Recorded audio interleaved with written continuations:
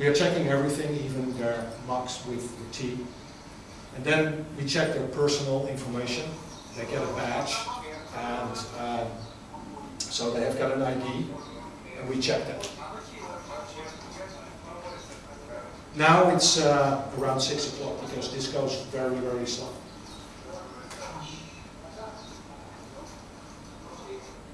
Then shoe control, you know the shoe bomber, where people are taking explosives in their shoe. Here everybody has to take off their shoes. Now it's around another hour later. Then they go to a metal detector, like at the airport. This is check number 4. So everybody goes through this. And these are approximately 100, 200 people that need to be checked. Now we go to the normal, the new technology, iris scan. So we check their eye. So we have an alert if the person that is on the ID card is also the real person. This takes another, whatever, 1-2 hours. And then we put them in a big cage, which is terrible. It smells like hell. Those are Australians, but we put them in a cage with 200 people, and then we put them in a bus. Now they're finally at the base. This was all fenced. And now they're finally on the base. You see what kind of mess it is, and then they go into a bus. And now we drive them to the flea market. The bus is terrible too. Then they come at the bazaar, at the market. Then we've got again a control of the badges. Now you see a guy, we really don't know who those guys are. We know them by name because they've got a badge and by hours, but we don't know what they're doing at night. Then they build up the market.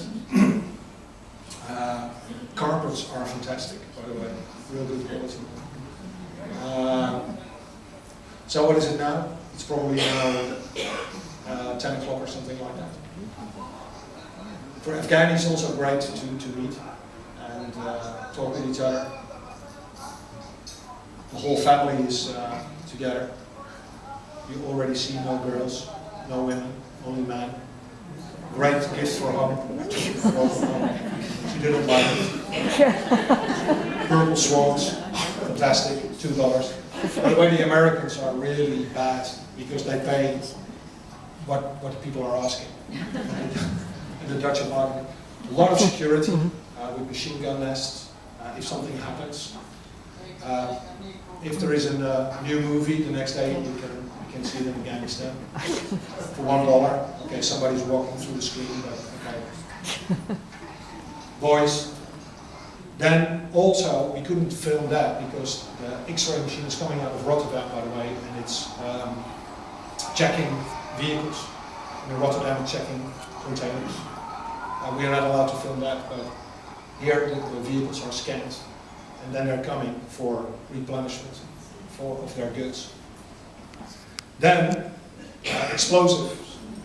Everybody has to go off the market again. So all those people, all what they have done, including army personnel, needs to go off the flea market again. Are they sleeping there, or is it No. every day again the same? No, it's one day a week. By the way, this is organized by the Dutch. And then the dogs are coming for explosives. And every square inch is checked by the dogs.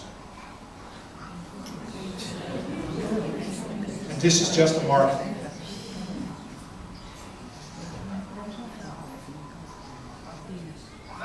Now they're getting instructions, what to do and what not to do. Every week the same instructions.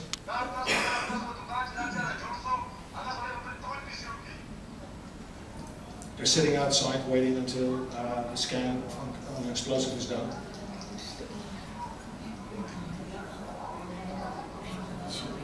Then again, we get another badge control.